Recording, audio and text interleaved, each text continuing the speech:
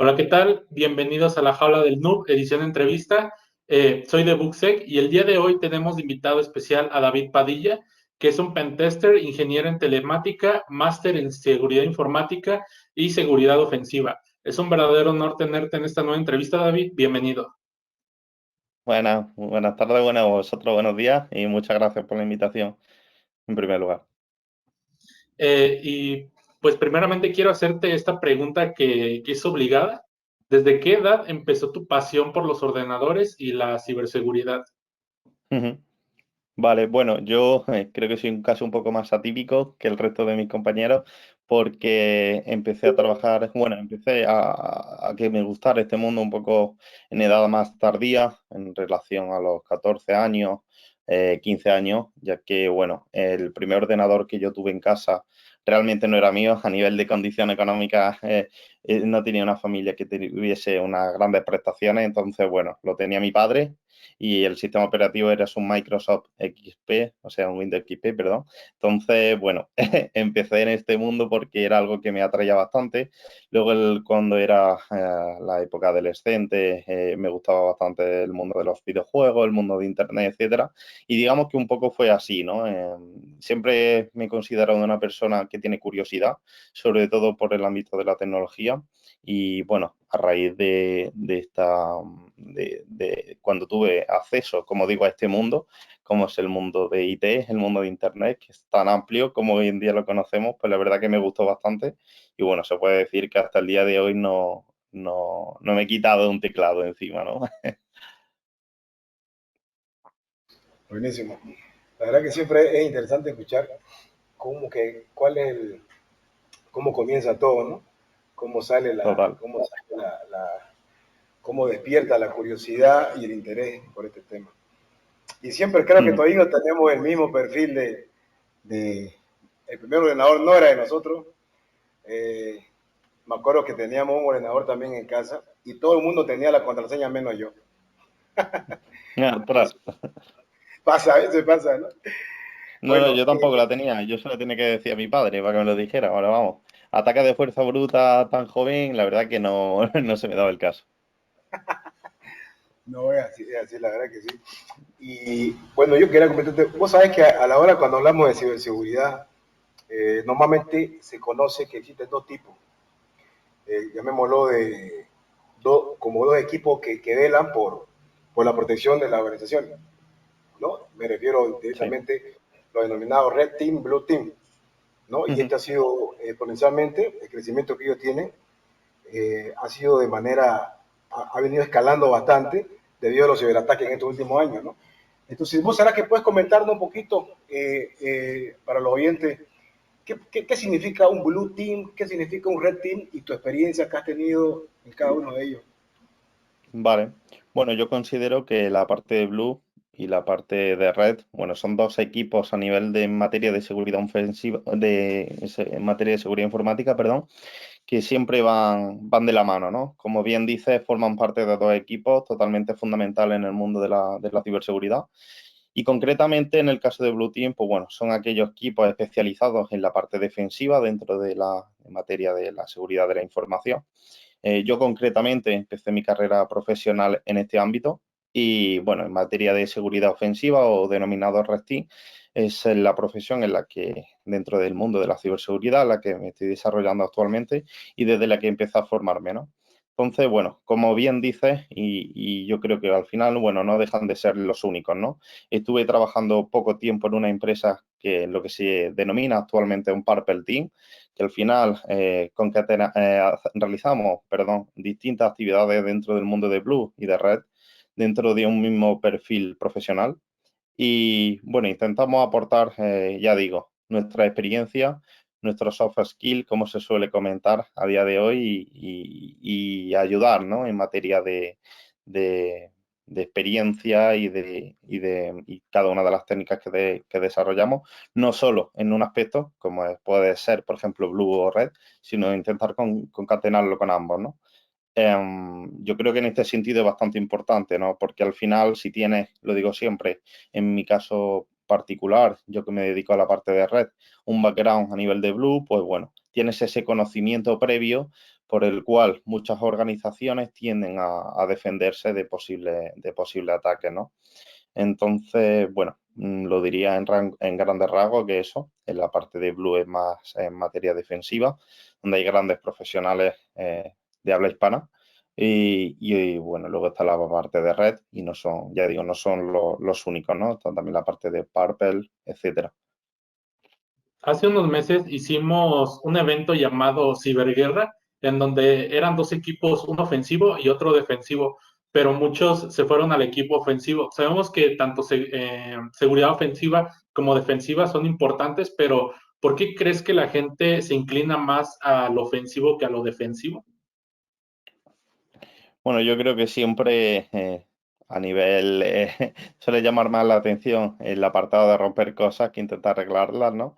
Pero bueno, de ahí se suele denominar mucho el concepto de script kiddie, ¿no? Gente que se cree que por intentar romper una cosa, pulsar lo que nosotros denominamos en materia de seguridad ofensiva de botón gordo, exploit de botón gordo, y realmente no saben cómo funciona por detrás un exploit, o a nivel de programación no tiene esos conocimientos que considero hay que tener para entender realmente qué está ocurriendo por detrás cuando realizas un SQL injection o cuando haces un XSS, etcétera. Y sí que es cierto que a lo mejor atrae más esa manera de romper cosas, pero considero que la funcionalidad que tienen los equipos de Blue en todas las organizaciones es vital, y hasta el punto de que siempre van por detrás con respecto a los atacantes, ¿no? Yo, como digo, empecé a trabajar en el mundo de Blue y bueno, he trabajado en la parte de SIEM, monitorizando logs, etcétera. He tenido grandes compañeros aquí en España y bueno, al final es un trabajo constante en el que, como digo, la tecnología cada vez se va actualizando más y se tienen que ir siempre detrás de los atacantes que, como digo, van un paso por delante, ¿no? Y se anticipan a todos los puntos, ¿no? A nivel defensivo que tienen las organizaciones. Pero siempre comentar que casi siempre, o en el 99% de los casos, de nada vale que una organización invierta muchos millones una cantidad de capital enorme a nivel de tecnología, si luego a nivel de concienciación los propios empleados, pues bueno, todos sabemos que la cadena más insegura dentro del mundo de la seguridad es las propias personas, el propio factor humano, ¿no? Entonces, insisto, creo que el problema de la concienciación cada vez se va paliando más, pero es un paso dentro del mundo de Blue y de Red que nos engloba a todo y yo que considero bastante relevante al menos conocer, ¿no?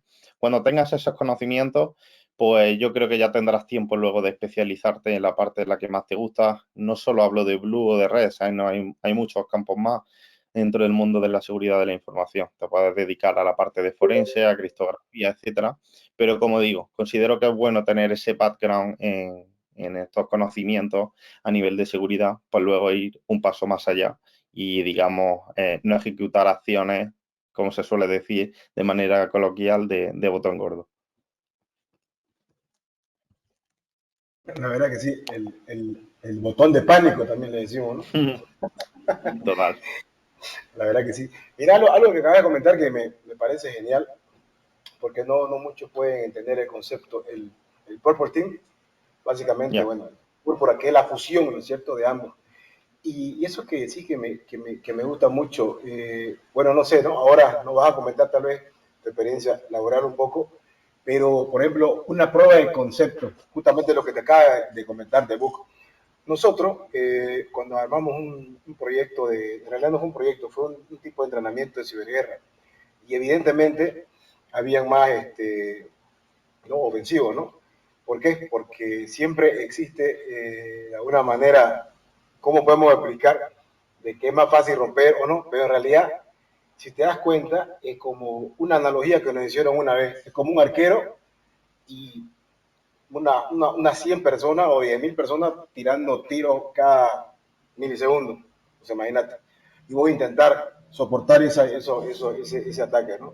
O eso, evitar que te hagan gol. Es difícil, ¿no? Y es súper amplio. Y ahora que me comentas que te gusta redes como tal, ¿o qué crees que es lo más importante cuando hablamos de la parte que defensa, ese equipo?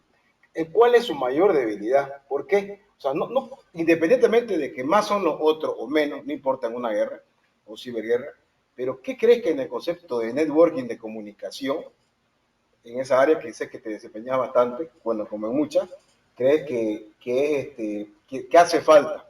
¿O realmente no está el enfoque ahí o está en otro lado? ¿Qué piensas de ello? Bueno, yo creo que es, digamos, como un crisol, ¿no? Un conjunto de conceptos que hay que tener en cuenta. Es obvio que, como comentaba antes, a nivel de conceptos de redes, considero que es una parte bastante importante a nivel de cómo funcionan cada uno de los protocolos que actúan por detrás. Y no solo hablo de la capa de aplicación, sino de toda la torre OSI, ¿no? Tener unos conocimientos amplios de redes, pues ya digo, considero que es bastante importante y ver cómo se comunican las máquinas o cómo se entienden el concepto de cliente-servidor por detrás. Es un paso previo que considero hay que tener en cuenta. Luego, como no, también existen no solo en la parte de teórica, ¿no? Propiamente dicha del propio fundamento de estudio, sino que también tiene que haber por detrás en materia de concienciación una alta capacidad, ya que, bueno, de nada vale, ¿no? De que seas un experto a nivel de redes y luego, por poner un ejemplo, seas un empleado de una organización tecnológica, te encuentres, me lo invento, un USB al lado de tu tablero, ¿no? De tu escritorio, vayas por la mañana, lo enchufes en la torre y, bueno, todos sabemos lo que puede suceder con eso, ¿no? Lo que quiero decir que no considero que sea solo de manera escueta un apartado dentro de la seguridad informática, sino que es un crisol, es un conjunto de conceptos que tienes que tener en cuenta para desarrollar tu carrera. Algo que, quitando esto, es totalmente obvio que la parte de Blue, pues bueno, es muy difícil anticiparnos a posibles ataques que pueda realizar un tercero en una organización. Y en relación a esto, pues los equipos de Blue tienen que ir aprendiendo, como se suele decir, sobre la marcha. Y para eso existen distintas técnicas actualmente de tema de deep learning, de la propia inteligencia artificial, etcétera. Casos a nivel de DR, de heurística, cómo se pueden desarrollar cada uno de los antivirus para ver el comportamiento de un posible malware, etcétera. Pero al final, lo digo siempre, la parte de Blue está condenada, entre comillas, a ir por detrás con respecto a un atacante. Y bueno, en relación a lo que se va aprendiendo, la idea es, dentro de una organización, tener a grandes profesionales que tengan este background a nivel de conocimiento y también tengan esta soft skill por si ocurre en el mundo real el tema de ataques físicos que no, no es ninguna utopía, no es algo que no veamos en el día a día, sino que siguen sucediendo, pues estén también preparados a nivel de ello en un entorno real, como digo, para poder hacer frente a un posible ataque que no siempre es vía software. Y de hecho, me gusta mucho la analogía esta de que el que está haciendo las pruebas de penetración solo debe de tener suerte una vez y el que está defendiendo debe tener suerte muchas veces. Y pues sí, claro que es difícil anticipar. De hecho, yo te preguntaría que, obviamente las dos cosas son importantes, pero prevenir es un aspecto, pero también el mitigar una vez que sucede, porque hay que considerar que no se puede prevenir todos los ataques, ¿cierto? Y entonces Total. en el tema de la mitigación, la respuesta al incidente que, pues yo sé que eres red teamer, ¿no? Pero de lo que sabes de ese tema para seguir un poquito el hilo, ¿qué consejos tienes? Bueno, por poneros un ejemplo y también para la gente que nos está escuchando, yo creo que a día de hoy el tema de los ataques de ransomware, por ejemplo, están ocupando una cala bastante alta a nivel de ciberincidentes. Y bueno, muchas organizaciones, el problema que tienen es que no existe un backup de los datos a nivel de data center de todo uno digamos, de los activos de esa organización, ¿no? ¿Qué ocurre con esto? Y ya lo encadeno con lo que me preguntas a nivel de un equipo de gestión de incidentes, ¿no? Que es cierto que si te ocurre un ransomware, es bien famoso lo que ocurrió con el WannaCry, ¿no? Que si hay un ransomware que te encripta toda la información y, como digo, no tienes un data center, no tienes un backup de esos datos, Pues bueno, siempre desde la parte de los profesionales de la seguridad, siempre aconsejamos no pagar ese rescate que se suele ser en algún tipo de criptomoneda para no dejar ningún tipo de huella digital. No pagar ese rescate, perdón, porque nadie te asegura que vaya a recuperar esos datos, ¿no? ¿Qué ocurre si tuviésemos un equipo de, digamos, de incidentes con respecto a esto? Pues bueno, lo ideal sería, como siempre, tener todo el tema de DC aislado. Ahora se está llevando mucho a nivel de Active Directory, a nivel de cloud. Y yo creo que ese es en línea lo que va a deparar el futuro y dejar un poco al lado el tema de on-premise. Y como digo, si tuviésemos un equipo bueno de respuesta de incidentes, pues bueno, lo ideal sería, por ejemplo, con lo que estamos comentando del tema de ransomware, tener un backup de tus datos. Como digo, que la última opción sea siempre el tema de pagar un rescate, porque nadie te asegura que vayas a recuperar esos datos. Y considero que por mucho que nos dediquemos, y hablo en mi caso personal, a la parte de red, deberíamos estar en contacto permanente con los equipos de Blue por si ven algún tipo de log, algún tipo de, a nivel de monitorización, algún tipo de proceso que está recogiendo bastantes recursos y nosotros como red se nos escapa de ese scope de a lo mejor algún pentest que estamos realizando y que pueda ser un indicativo de alguna acción maliciosa que no venga de nuestro lado. Y como digo, no me gustaría, o al menos así lo entiendo yo, que cada uno de los equipos estén aislados, sino que el mundo de la seguridad es parte de todo. Y cuando digo de todo, no me refiero incluso solo a los profesionales que nos dedicamos a esto, sino a toda la gente que forma parte de una organización, ¿no? Al final, toda nuestra vida digital está en Internet y yo creo que el tema de la seguridad ofensiva no se atañe solo a un equipo de Blue, de Red o de Purple, sino que va más allá.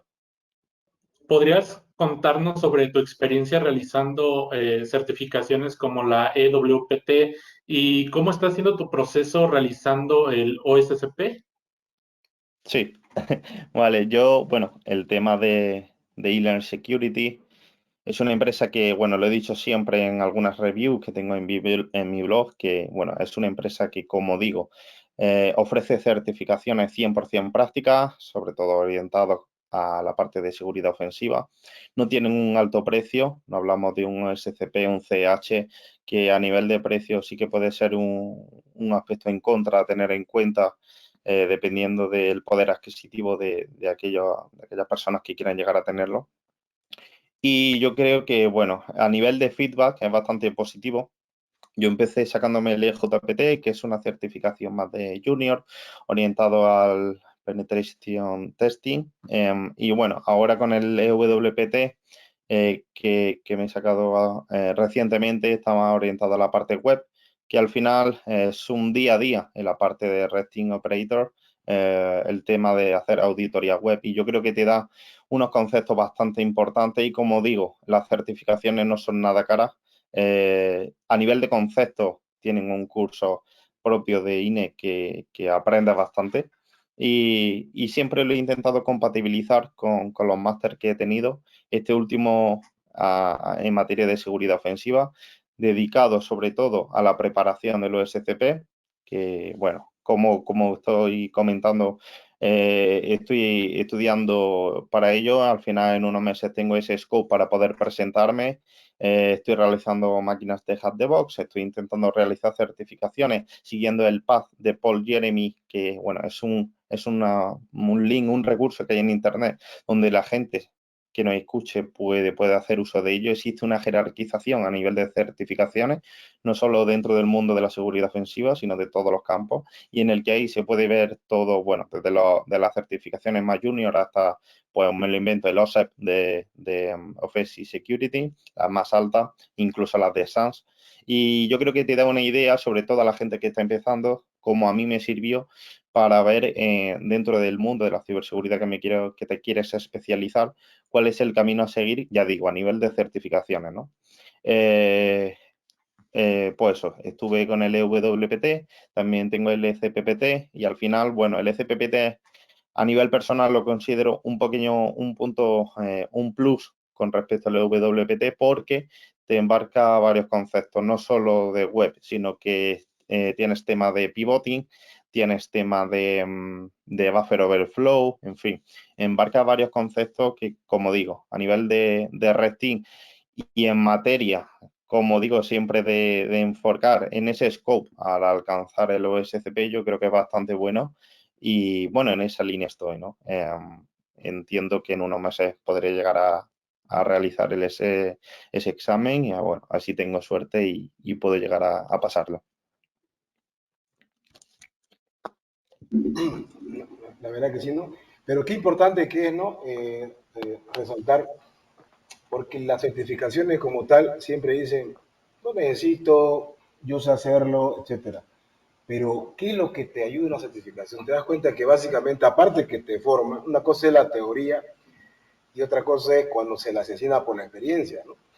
Entonces, cuando vos estudiás y te formás y la certificación simplemente es una prueba o una pucheta con vos mismo para realmente identificar o saber que yo creo que te da un grado de seguridad, pero más allá de eso, obviamente, por normas y estándares en distintas empresas te exigen, porque eso es un aval que es muy importante. Y lo bueno es que hoy por hoy, más allá de un grado de ingeniería y demás, que obviamente es importante, la formación académica a nivel de licenciatura como tal, es importante, ¿no? Pero ahora, por la demanda que hay, de hecho, en España, últimamente se espera que para los años próximos, es increíble cómo va la demanda, o sea, se necesitan muchas personas, no tanto expertas, aunque sea que estén comenzando con este mundo de la ciberseguridad o de los SIM. El otro día conversando con alguien con respecto a los SIM, nos decía, somos los mismos, o sea, no vemos caras nuevas, los jóvenes no quieren entrar a este mundo, parece. Pero no sé si lo ven difícil o lo ven por otro lado. De repente, es por cómo se ha ido manejando el contexto de lo que fue después de la pandemia, que ha venido evolucionando, como a la vez ha ido desviando, ¿te das cuenta? Y ahí es donde quiero entrar en la pandemia. Me parece, la verdad, yo admiro muchísimo, no lo he terminado de ver tú, lo que posteaste con respecto a lo que hiciste sobre la medición del oxígeno. ¿Sabes por qué te digo esto? Porque mira, la monitorización de la saturación del oxígeno en sangre, TFG. Ahora, ¿qué pasa con esto? Recuerdo cuando, por experiencia, un familiar mío, cuando le dio COVID, porque yo sé que también de ahí nació esto tuyo y me parece genial. La verdad lo admiro bastante y lo valoro. ¿Por qué? Porque yo recuerdo que este familiar, su nivel de saturación, o sea, cuando lo hacen por sangre, quiere decir que ya, o sea, no, el equipito este normal, el oxímetro que conocemos como tal, no es suficiente. Queremos saber cómo está realmente la saturación en la sangre, ¿no? Que básicamente es ver la hemoglobina, que mide la hemoglobina que está en la sangre, ¿no? Que básicamente nos da un parámetro de si los glóbulos rojos que está transportando debidamente el oxígeno a los pulmones, ¿no? No soy médico, pero más o menos entiendo porque recuerdo eso. Y leyendo un poco lo que vos hiciste, lo importante que fue, no te voy a preguntar qué te llevó a hacer eso, simplemente ese trámite de experiencia que tuviste, la pasión que entregaste y demás. O sea, me parece genial y me gustaría que nos comentes un poco de esa experiencia, lo que vos obviamente estés de acuerdo si estás cómodo, pero sobre todo el proceso. Te das cuenta desde el comienzo, de dónde nace. Porque esto no es una idea loca, esto es algo por experiencia. Y yo te lo digo porque yo lo viví y todos lo vivimos en el mundo, ¿no? Te das cuenta que era algo que teníamos que saber, Total. ¿no? Entonces nos afecta a todos, creo, ¿no? Y vos lo que has hecho es genial y me gustaría después saber qué pasó, qué ha pasado después de eso. Vale. Bueno, a mí, a nivel más particular, el tema del TFG o el trabajo final de carrera, viene precedido antes un poco del COVID, ¿no? Lo que hice o la idea surge porque, bueno, al final en el tema de la carrera, digamos que, bueno, y para que la gente lo entienda, tienes como dos opciones, ¿no? Una es cuando termina la carrera, atañirte a algunos tipos de proyectos que salgan varios doctores y, bueno, si alguno te parece de especial interés, realizas ese proyecto que, como digo, es una idea que sacan cada uno de los profesores, de los doctores de la carrera, o bien realiza o propones tú una idea, si a ellos les parece buena u óptima que se puede llevar a cabo, digamos que te la aceptan y bueno, en esta segunda vía fue como yo lo propuse, ¿no? ¿Por qué lo propuse o por qué nace así, no? Pues bueno, yo desgraciadamente en 2016 perdí a mi padre por cáncer de pulmón. Entonces, bueno, en mi vida a nivel del tabaco, el tema de los pulmones, la saturación de oxígeno en sangre, todo lo que eso influye, pues bueno, así, bueno, me ha marcado para siempre, ¿no? Entonces, quería hacer algún trabajo final de carrera en materia de lo que había estudiado, que como digo es el tema de telecomunicaciones, enfocado a lo que yo había vivido a nivel personal, ¿no? Que como digo fue la pérdida de mi padre, que es algo que llevaré siempre y al final no dejo de ser una persona joven y que estará conmigo, ¿no?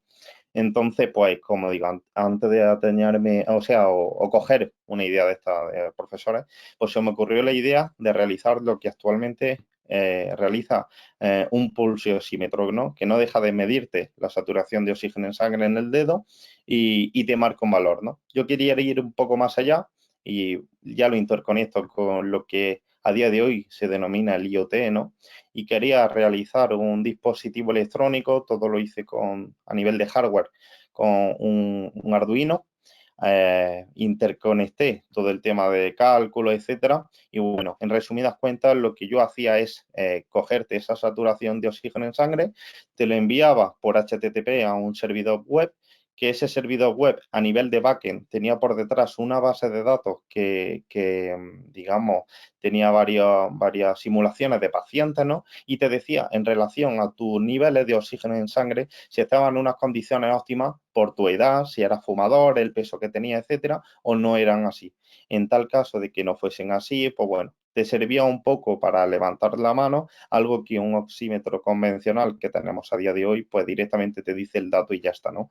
Pero quería ir un poco más allá, también, como digo, intercalándolo con el concepto de IoT, que a día de hoy muchos dispositivos están conectados en red y quería comparar los datos que tiene un usuario a nivel personal con una base de datos de pacientes enorme, como digo, dependiendo en ese flujo de programación, tu edad, si eres una persona fumadora, como era el caso de mi padre, el tema del peso, etcétera, que todo influye, y en función de esto, pues que te dijese a nivel de front-end en un HTML, pues tus parámetros biomédicos, ¿no? Al final yo también estoy limitado porque ni mucho menos yo he estudiado medicina, pero bueno, fue una idea que se me ocurrió, lo transmití a mis profesores, lo pude llevar a cabo y la verdad que estoy bastante orgulloso al menos de poder haberle dado sentido en materia educativa a lo que estudié, con lo que desgraciadamente, pues bueno, tuve que pasar, ¿no? Con el tema de la pérdida de mi padre. Sí, correcto. La verdad que mi papá, lo siento muchísimo. La verdad que Gracias. nadie estamos libres de este tema. Algún día vamos a pasar por ello, si ya lo hemos pasado. Pero la verdad que me parece genial ese trabajo. Y ¿sabe por qué me gusta mucho? Porque a veces son temas que te apasionan, que nacen de algo, no necesariamente, no quiero entrar en esa materia de lo que es vida y muerte, pero para mí las personas en realidad siempre están, ¿no? Y no están cuando dejamos de recordarlas o de pensarlas o qué sé yo. Mm. Y me alegra mucho eso, la verdad, porque mira lo que hiciste. De hecho, me encantaría ahondar más en ese tema, lo podemos hacer luego en otra oportunidad, porque yo tengo una idea muy interesante que he compartido con médicos y que te pueden interesar mucho, la verdad. Pero sabes qué, lo que me interesa, o sea, la traducción que hacía, los datos que obtenía, perfecto, te generaba curvas, te podía hacer un tipo de predicción, seguiste investigando un poco más, o básicamente toda la data que te botaba, porque al hacer comparativas y demás, eso está genial. ¿Y cómo puede ayudarnos? Y ahí es donde quiero entrar, porque sé que cuando hablamos ya un poquito de IA, con Internet de las cosas, hay que saberlo. Ese es el sentido de Internet de las cosas, por ejemplo. Eso me encanta. Yo soy muy apasionado por Internet de las cosas, por el IoT, cuando hablamos de salud, de estructura, de salud de las personas, de nuestra salud, ¿no? Y sobre todo de la salud a nivel de materia de seguridad binaria en tu hogar, pues, ¿no? Que ya es otro tema aparte, ¿no? Pero sí me gustaría un poquito más ahondar en este tema de tu proyecto que hiciste, si es posible.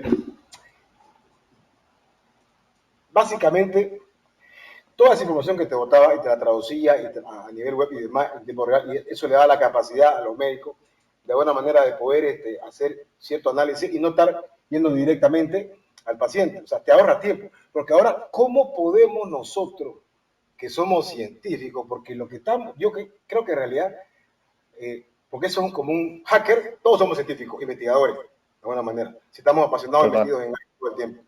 Vos somos científicos, los médicos son científicos, todos los que estudiamos e investigamos somos científicos, de hecho, ¿no? Y cuando buscamos y tenemos un resultado, que ya vos lo hiciste, por ejemplo, entonces, vos, ¿cómo más podés? Porque vos al explorar esto, vos te diste cuenta, vos has visto muchas cosas más. Yo estoy seguro que has visto mucho más allá. Y IA, ¿en dónde yo podría meterlo? Vos no sos médico, yo tampoco, no somos doctores. Pero el otro día conversando con alguien, me dio muchas variables, porque la idea es esa, vos, las variables que a vos te da. Pues yo le dije, ¿vos crees que IA te podría de una manera ayudar en el futuro? ¿Qué pensás? No, estás loco, no sé qué, pero después ya cambió un poco la perspectiva. Y le dije, y metaverso con medicina, ¿qué pensás? O sea, ¿cómo voy a ver un avatar? O sea, ¿te das cuenta? Y la cabeza voló, y es interesante pensar en todo eso, ¿no? Ahora, quiero escuchar tu opinión sobre ello, digamos. Si te llegaste hasta ahí, te ha dado curiosidad de ver algo más, ¿qué pensás de eso? O cómo se podría utilizar, no sé, lo que se te venga. No, yo creo que totales, y no solo en este aspecto que comentamos, en materia tecnológica siempre hay un paso más allá en el que comentarlo, ¿no? Concatenándolo con lo que decías del tema del COVID, pues bueno, la funcionalidad que te podría llegar a permitir esto es que podríamos enviar todos los datos en una misma aplicación a un servidor cloud. No podría o no sería necesario, como digo, el contacto físico entre un cliente y un posible paciente, con todo lo que eso implica a nivel de COVID y como hemos visto estos 2 últimos años, ¿no? Simplemente con el acceso a nivel web de un servidor donde esté gestionado y con todo lo que eso implique por detrás a nivel de seguridad, los accesos y que un propio paciente pueda hacer uso digamos, de un output que te diría un médico en el sentido de decir, ostras, tengo estos parámetros biomédicos, pero yo no entiendo, me pongo en el lugar de una persona de 70 años, ¿no? Pues que diga, bueno, pues dependiendo a nivel de inteligencia artificial, hay muchos algoritmos matemáticos que han concatenado, ¿no? Y me han dicho que, bueno, dependiendo de estas condiciones que yo tengo actualmente como paciente, pues estoy dentro de este baremo, se suele decir esta campana de Gauss, ¿no? Esta situación nominal o me estoy alejando, ¿no? Estoy más en los extremos, ¿no? Yo creo que es algo bastante interesante, sobre todo con el tema también, como dice, de la inteligencia artificial, se podría dar varias utilidades a este tipo de proyectos. No hablo solo del mío, sino cualquier aspecto, ya lo estamos viendo, ¿no? Desde incluso, como digo, operar, por ejemplo, a nivel de inteligencia artificial, una máquina a nivel de precisión no puede, el error se minimiza a nivel de factor humano que puede llegar a tener un cirujano, o incluso voy más allá, estos implantes biomédicos que la gente, algunos de ellos están implantándose en la epidermis, en la capa de la piel, para realizar algún tipo de funcionalidades o que te den algún tipo de parámetros biomédicos, como digo, no se acota solo a lo que yo hice, sino que va más allá, por supuesto. Y el mundo de la medicina y de la tecnología, al final, yo creo que la funcionalidad, perdón, de ambas es el mismo, que es ayudar a la sociedad a tener una mejor calidad de vida, ya digo, tanto la medicina como la propia tecnología. Y vamos, estoy de acuerdo contigo en lo que comentas, que hay un montón de funcionalidades. A mí a nivel particular lo centré en esto, lo dejé un poco más en el sentido de que ya estuve especializándome en la parte de seguridad ofensiva, o sea, perdón, en la parte de seguridad informática y luego posteriormente la parte de seguridad ofensiva, pero como digo, es un proyecto que le gustaron a mis profesores eh, y en cualquier momento se puede retomar. Es un proyecto open source, cualquiera puede hacer uso de las librerías que utilice, en fin, que es bastante, digamos, amplio y abierto a todo aquel que esté interesado pueda hacer uso de ello. Bueno, esencialmente mi pésame por el tema de tu padre. Gracias. Quería hacerte dos preguntitas para saciar la curiosidad técnica de algunos y incluyendo la mía. Eh, Sobre todo en el tema del red teaming, ¿qué tipo de fusing te ha parecido más efectivo a la hora de hacer pruebas de caja negra? File-based fusing o coverage guided o qué tipo de mutadores usas, no sé. ¿Qué feedback nos puedes dar sobre tus técnicas de pruebas de caja negra? o si más bien lo que tú haces es coger el código y hacer pruebas pues de caja blanca. Y en materia, son dos preguntas. A la hora de definir Yara Rules, he visto que en el 2022 han estado mutando mucho las tácticas de las cepas de ransomware. Eh, bueno, ¿qué tipo de tácticas están usando en este último año? Y hacia dónde se van, o qué es lo que están buscando cifrar. ¿Atacan el NAS? ¿Deshabilitan servicios o procesos de bases de datos? No sé qué objetivos tienen las últimas cepas. Vale, bueno, con respecto a la primera pregunta, en un entorno real yo casi siempre he hecho test de penetración, sobre todo de caja negra. En este sentido, la herramienta que yo suelo utilizar es WFUD para todo el tema de phishing web, pero bueno, no es la única, ¿no? Lo digo siempre, un entorno real no es una máquina de hack the box. Lo que quiero decir que muchas veces, porque yo tenga una utilidad, porque esté así más familiarizado, no significa que no tire de otra herramienta. Como digo, el tema de WFUD para hacer phishing web es la que más estoy familiarizado, pero por ejemplo, para buscar sus dominios, pues bueno, trabajo mucho con el tema de FFFood, por ejemplo, pero no es la única, bien sabido el tema de GoBuster, Dbuster, etcétera, hasta el punto, y más hablando de un caso real que me encontré. Pues bueno, a día de hoy hay algunas credenciales por ahí a nivel de rep que está dentro del RockU, ¿no? Entonces, bueno, lo que eso nos hace saber es que tenemos todavía trabajo por hacer. Tenemos que hacer una política de contraseñas en las organizaciones que sea robusta. Pero bueno, no deja de sorprenderte, Pedro, alguna clave de administración de un típico sysadmin que hay por ahí en alguna organización. Y lo digo siempre, si una herramienta, por mucho que estés familiarizado, y me has hablando del tema de phishing que me preguntaba, digamos, no te da un output, ¿no? Pues existen para ello muchos más tipos de tools que no porque no estés familiarizado significan que sean menos eficientes ni mucho menos, ¿no? Al final, un entorno real se aleja de ese scope de una máquina preparada en una plataforma de hacking y va más allá, ¿no? Aunque, como digo, a veces nos podemos llevar sorpresas, ¿no?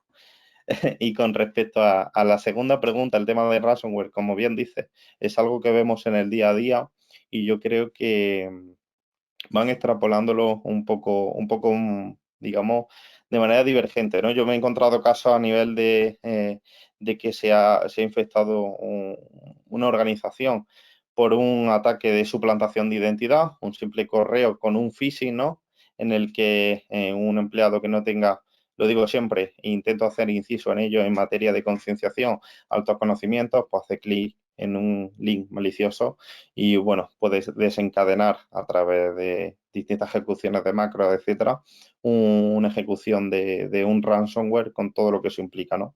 Al final, el tema de los ciberdelincuentes, más mirando desde la parte ofensiva, si cada uno de nosotros, yo me pongo en lugar de ellos, ¿no? Pues atacaríamos a nivel dentro de una organización a los puntos más críticos, ¿no? De pérdidas potenciales de activos.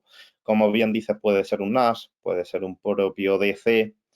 Al final hay muchos elementos de red dentro de una organización que son bastante críticos y que, bueno, pueden causar bastante daño, como digo, si no hay lo que se suele decir ahora, un ciberseguro o un equipo de respuesta de incidentes bastante fuerte, etcétera. Y al final es un ataque que estos últimos años estamos viendo que se están desencadenando con una probabilidad alta de que ocurra y bueno, lo digo siempre, los malos nunca descansan y siempre tenemos que estar en continua materia de aprendizaje para minimizar los riesgos, ¿no? Al final la seguridad informática es un concepto utópico, no existe la seguridad 100%, pero sí lo que podemos hacer para mitigar esto es en materia de concienciación, de soft skills, etcétera.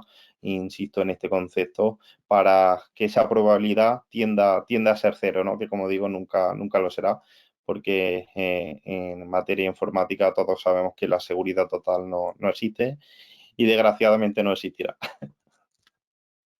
Algo que casi siempre me preguntan es cómo empezar en todo este mundillo del hacking y siempre pues les contesto que primero empezando por redes y Linux como base.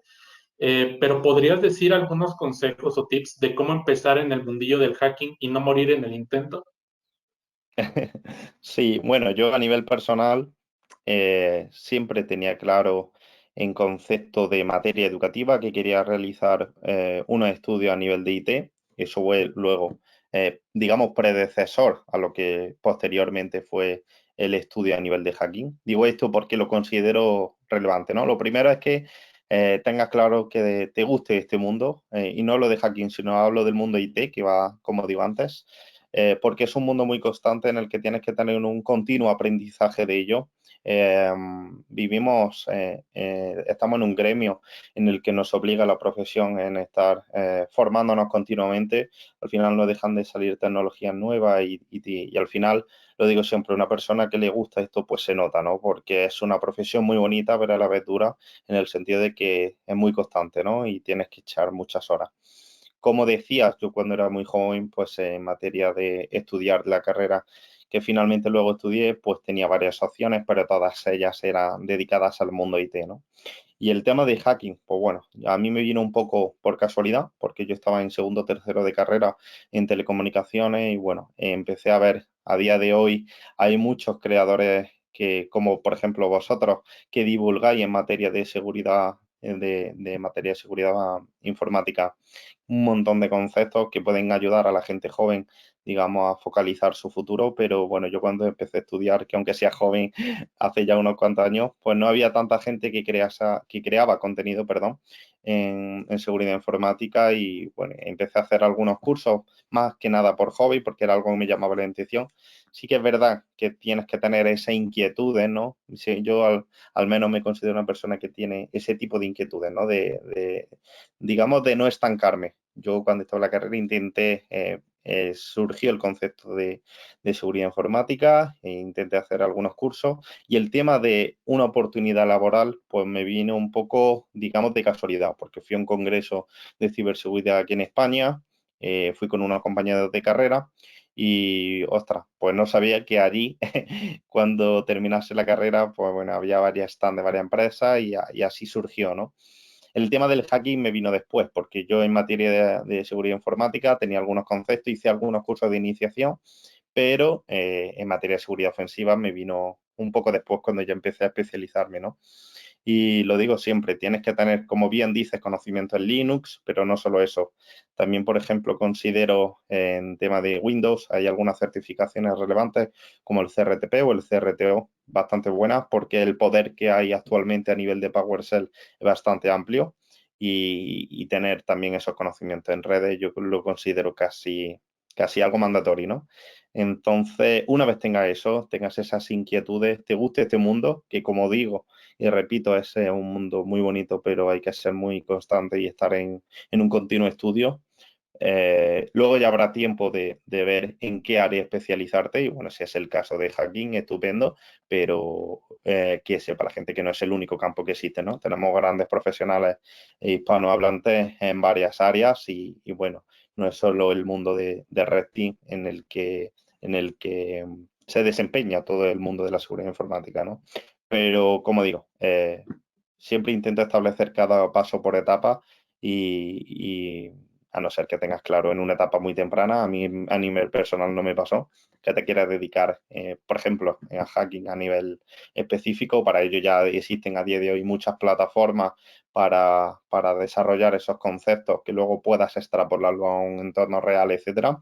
Como digo, existen muchos creadores de contenidos, podcasts como vosotros, entrevistas, gente top, y no solo de España, a nivel también de LATAM o incluso a nivel mundial, que divulgan esos conocimientos. Existen muchos congresos que, como digo, hace unos años no había este vasto conocimiento a nivel de seguridad informática. Y al final es un mundo en el que, por suerte, hay mucha demanda, ¿no? Las empresas exigen muchos perfiles tecnológicos en este mundo y yo creo que es una oportunidad bastante buena de desarrollar tu carrera a nivel profesional. La verdad que sí, querido, David, totalmente de acuerdo con vos. Es muy importante, ¿no? Cuando querés ya meterte en materia y orientar tu, tu capacidad de, no sé, de curiosidad o de conocimiento o ampliarla, La idea es no dejar de preguntarse y sobre todo no parar, simplemente seguir investigando, leyendo, porque si yo te pregunto ahorita, vos cuando no estás trabajando, ¿qué estás haciendo? ¿Qué te gusta hacer? Bueno, pues ahora mismo estoy en varios conceptos. Estoy el tema inmerso en un congreso de ciberseguridad. Estoy también estudiando, como bien habéis comentado antes, el tema de certificaciones, porque al final, como vuelvo a repetir, es un mundo en el que tenemos que estar estudiando, y ahora en concreto estoy con el tema de los SCP. Y al final yo creo que, lo digo siempre, una persona que se dedica a esto, yo creo que se nota, ¿no? Si realmente le gusta, porque fuera del ámbito, digamos, profesional, pues también, digamos, que embauca todo su tiempo en esta materia. Y a mí me gusta, también tengo un blog personal en el que hago algún tipo de investigación, etcétera, fuera, como digo, del trabajo. Y digamos que me gusta dentro siempre del tema de la seguridad informática. Actualmente estoy tocando varios puntos, ¿no? Entonces, bueno, como tú dices, tener esa inquietud yo creo que es casi lo principal, tener esa ganas. Al final yo considero, o al menos así lo consideraría si fuese el CEO de una empresa, buscar una gente que tuviese muchas ganas por aprender en este mundo, que a lo mejor alguien que esté muy capacitado y que tenga muchos títulos, muchas certificaciones, muchas carreras universitarias, pero a lo mejor no tenga tantas inquietudes dentro de este mundo, ¿no? Y al final, pues bueno, casi que considero un plus tener esas ganas de aprender, esas inquietudes, que bueno, que al final es lo que le hace a uno ser un gran profesional, ¿no? Seguir investigando. Tu descanso es seguir leyendo, seguir investigando. Ese es Sí, tu estoy hobby. entretenido, vamos. Oye, ahora Estoy mira, entretenido. ok, siempre estás entretenido, ¿no? Ahora, Red Team.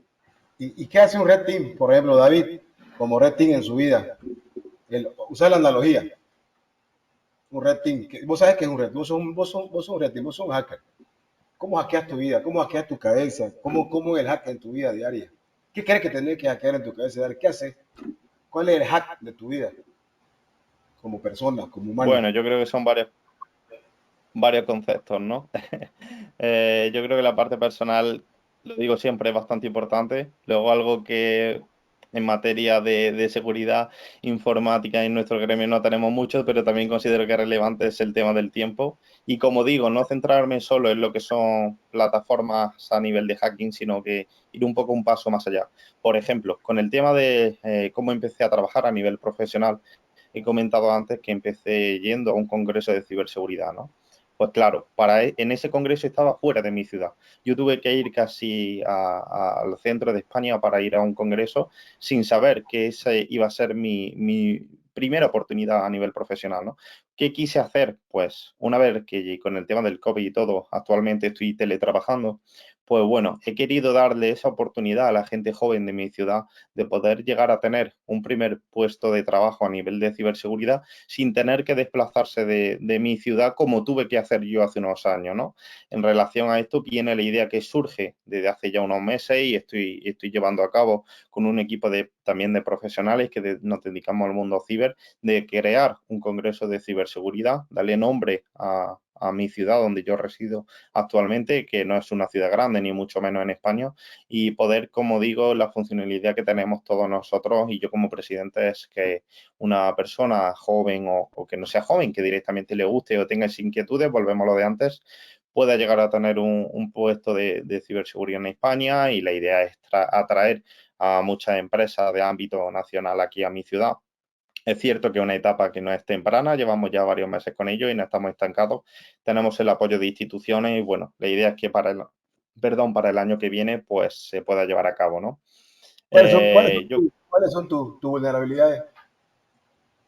Mis vulnerabilidades pues son bastante amplias. Intento mitigarlas, pero bueno, Ya son, preparé. por ¿Sabes ejemplo, qué? Pareces un bot ahorita. Tu vulnerabilidad es como persona. No te quiero vulnerar como persona. Mira, yo te voy a dar un ejemplo. Una de mis vulnerabilidades son las personas. Son los humanos. Son las personas que son afectadas. Las personas ancianas que ya no son, que tienen que depender de alguien y a veces están solas. Es un ejemplo, digamos, ¿no? Que básicamente en el mundo que vivimos la idea es ayudar, ¿no? Y si yo te hago este sí, tipo de preguntas es porque quiero un poquito desencajarte, y aquí donde entrar un poco en jaula, porque la mejor jaula es la de nosotros mismos, somos nosotros. A veces en Total. nuestra mente, porque somos a veces presos de nuestra mente, de nuestros proyectos, de nuestras ideas. Yo veo que vos tenés ideas geniales, ¿no? Y todos somos de una manera, somos superhuman. A final de cuentas, no sé, nos gusta la música, nos gusta tomarnos una cerveza, qué sé yo. No, no todo el tiempo estamos maquinando y pensando, siempre nos estamos preguntando. Pero sí es correcto que donde vemos oportunidad, una charla o una cerveza la convertimos en una idea y de pronto estamos haciendo un proyecto. Totalmente de acuerdo. ¿No? De todas maneras, sí, me parece, son un capo, son un crack, querido David, son un crack. La verdad que ese congreso que está, si nos puede comentar un poco más, sería interesante de qué va a tratar, cuándo va a ser, qué fecha, porque hay un interés por nuestro equipo ir para allá, tenemos unos temas que hacer también allá. Y por otro lado, tenés que decirme, pues, vamos, pregunta, respuesta, rápido. Sin ponerse nervioso, sin Bueno, ponerse nervioso, ¿no? ¿el qué? ¿Cuál es tu vulnerabilidad como Mi persona? vulnerabilidad, por ejemplo, es que soy Una palabra, despistado. una palabra. ¿Una qué? Despistado. Despistado. Despistado, olvidadizo. ¿Y tu virtud cuál es? Constancia. Constancia. ¿Tu fortaleza? Mi fortaleza. Soy una persona que empatizo con la gente y con mi equipo de trabajo. Empatía, empatía. Sí, se nota, tenés muy buen carácter. Pero una palabra, solo una palabra poner. Metaverso. Mm, Tecnología. Tecnología. ¿Y David Padilla? Ser humano. Ser humano que se toma una cerveza y ya no está trabajando, ¿viste? Está excelente, querido David. Somos capos, somos crack. Gracias.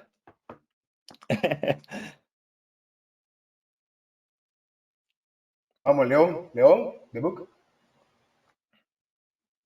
Ahora con todo esto de que muchos dispositivos se conectan al Internet, entre ellos cámaras de seguridad, ¿cómo podría ser posible que un cibercriminal ataque estas cámaras que están conectadas a Internet, incluso pues puedan tomar el control de las mismas? Bueno, en relación a tu pregunta, hace relativamente pocas semanas, yo creo que todos hemos sabido el tema de Sodan, ¿no? Que ha sacado, bueno, esa cuentas premium casi, digamos, casi gratis. Entonces, bueno, ya podemos hacer cada una de varias queries, etcétera, para que la gente, bueno, que no escuche lo sepa. Sodan al final no deja de ser un buscador de dispositivos que están conectados en red. Y en relación a ello, ahí existen, como bien dice, muchos dispositivos que son cámaras que, bueno, la gente normalmente eh, invade su propia privacidad poniendo cámaras en su propio dormitorio, etcétera, y no saben que al estar conectado en red, por diseño, todo lo que está conectado en red por diseño es inseguro, ¿no? Encima, teniendo en cuenta que hay gente que deja las típicas credenciales por defecto de admin 123, etcétera, hay muchos leaks de bases de datos de muchos proveedores a nivel de cámaras de web donde se conocen estas credenciales por defecto y bueno, no deja de ser a golpe de clic para una persona que tenga unos conocimientos al menos medios de hacer un tipo de crawler en todos estos dispositivos como puede ser en Sodan para ver cuáles de ellos tienen esas credenciales por defecto y al final pues no dejamos de ver como el mundo de IoT hablando de cámaras de web en particular, pero no solo ellas, sino que existen muchos dispositivos que, bueno, deberíamos, que son inseguros por defecto, por diseño, y que la gente debería de, pues al final tener al menos unas contraseñas robustas, establecer un doble factor de autenticación, que como digo, la gente, por norma general, todavía hay muchos pasos por avanzar en materia de concienciación y lo deja por defecto hasta el punto de que invaden su propia privacidad ellos mismos y no saben que pueden estar observados, ¿no? Están siendo observados por un tercero, ¿no? Así que, bueno, lo digo siempre. Para los profesionales que nos dedicamos al tema de la seguridad informática, todavía tenemos mucho trabajo que hacer aún, ¿no? Está para largo este tema. Está para largo, la verdad que sí. en este mundo hiperconectado, lo que se viene con el metaverso, lo que se viene con la inteligencia artificial, que en realidad ya hay muchas pruebas de concepto ahora, ¿no? La paridad, que se ha encontrado la paridad humana y demás, date cuenta que ahora ya prácticamente puede hacer una traducción mucho más exacta que una persona, digamos, ¿no? Yo creo que ahí es donde se debería usar bastante todo lo que es la automatización como tal, o IA, ¿no? Que vaya aprendiendo y su toma de decisiones, obviamente, que tiene siempre un margen de error, que de alguna manera pues tengan un tipo de control y demás. Ahora te hago una pregunta. Vos en la parte cuando vos estás en tu red, ¿cómo cuidas tu red? Es decir, mira lo que te voy a decir. No te pido datos simplemente porque a veces me va a hacer una pregunta donde quiere saber, quiere buscar mi vulnerabilidad, para nada. Me quiere poner en aporía. Doxing, ¿no? No, ¿sabes qué pasa? No, que sos un gran querido. Y me gustaría hacer esta pregunta con esto, culmino mi participación. Ha sido genial tenerte acá, la verdad que sos un crack, mi hermano. Y ese congreso que vas a tener, la verdad que no puede dar más datos. Nos vamos a escribir por Twitter, esto después se va a publicar. Yo te voy a tuitear y vamos a sacarnos una fotito del éxito. Y para culminar esto, vos cómo automatizarías, ponerle que te vas de fiesta, dejas todo en tu casa, tu firewall, si querés 3 veces, triple autenticación, lo que vos querrás. Pero siempre hay un margen de error, ¿no? Siempre. Entonces, ¿cómo podrías vos automatizar? Conozco algunos software, pero así yo súper media random. Es como que ahorita estamos lluvia de ideas. Estamos lluvia de ideas. Hay un problema.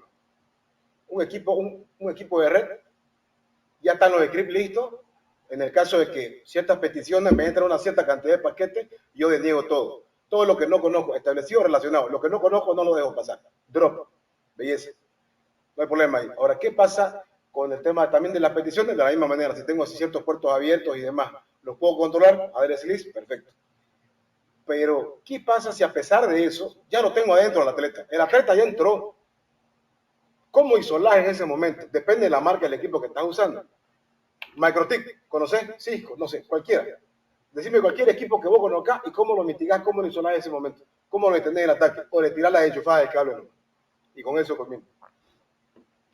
Bueno, yo, si se produjese, que por suerte, o al menos que yo haya tenido conocimiento, no se ha producido, pues siempre intento tener varias, cuando trabajo, a nivel de máquinas virtuales, que estén aislados de mi host anfitrión y establecerlo en sus redes distintas. Luego también tengo el tema de tener información, siempre lo aconsejo en la medida de lo posible tener un NAS. Y bueno, existen varias oportunidades a nivel de open source, a nivel de firewall. Y tengo algunos sistemas de monitorización que me avisan a nivel de procesos si hay un consumo de recursos que pueden llegar a ser un indicativo de que algo está ocurriendo por detrás de mi red, pero todo el tema de lo que es mi vida personal y profesional, cuando digo profesional también fuera del ámbito de trabajo, pero enfocado en materia de hacking, siempre intento hacerlo en temas de sus redes distintas que no afecten al tema de mi host anfitrión y en ese sentido intentar como siempre, actuar en esa capa de anticipación a un posible ataque de un tercero, pero como digo, ninguno estamos exentos por muchas capas, por muchas subredes que tengamos, etcétera. Siempre habrá digamos, un punto potencial en el que un tercero puede llegar a hacer uso de ello, ¿no?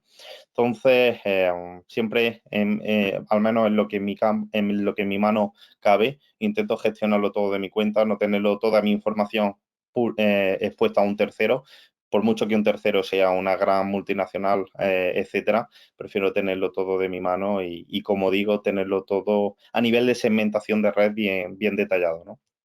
Que eso es clave, ¿no? Segmentar las redes, unificarla, tener esa capacidad, porque la virtualización, isolarla y demás. ¿Te han hackeado alguna vez? Que yo tenga conocimiento, no. Eso no quiere decir que no haya sucedido. Es una respuesta. No lo sabemos si nos han hackeado. Correcto. No lo sé. Puede ser que sí, pero yo no me he enterado. Pues en verdad ha sido un honor y un placer tenerte en esta nueva entrevista, David. Muchísimas gracias por tu tiempo y por tus respuestas. Nada, muchas gracias a vosotros por la invitación y espero veros cuando me invitéis. Yo encantado. Excelente, gracias, querido. Gracias. Muy bien, esto fue La Jaula del Noob.